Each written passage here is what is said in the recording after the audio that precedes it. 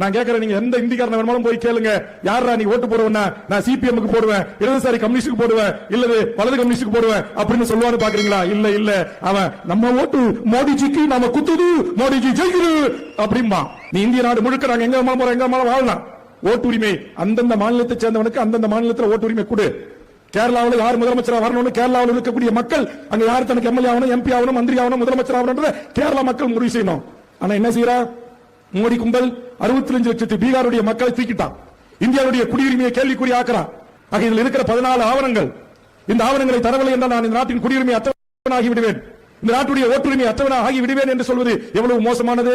அந்த மோசமான அரசியலை வைத்துதான் இன்றைக்கு பீகாரிலே பாரதிய ஜனதா என்பது மகத்தான வெற்றி பெற்றிருக்கிறாங்க. உண்மையான பீகார் மக்கள் ஓட்டு போட்டா வெற்றி பெற்றாங்க. அது ஆய்வுக்கு உட்படுத்தப்பட வேண்டும். ஓட்டர் லிஸ்ட்ல என்ன தில்லுமுள்ளு, எஸ்ஐஆர்ல என்ன தில்லுமுள்ளு, ஏன்டா 65 லட்சம் வாக்காளர்களை நீ வீக்கினா என்று கேட்டா 20 லட்சம் பேர் செத்து போட்டாங்கன்னா, அவங்க உயிரோடு இல்லன்னா, அங்க எதிர்கட்சிகள் எல்லாம் பல லட்சம் கணக்கான பேர் திரண்டு பேரணி போராட்டம் நடத்தினா, மறுநாள் 20 லட்சம் பேர் உயிரா வந்துட்டாங்கன்னு சேர்த்துக்கிட்டான். இதுதான் தில்லாலங்கடி அரசியல்.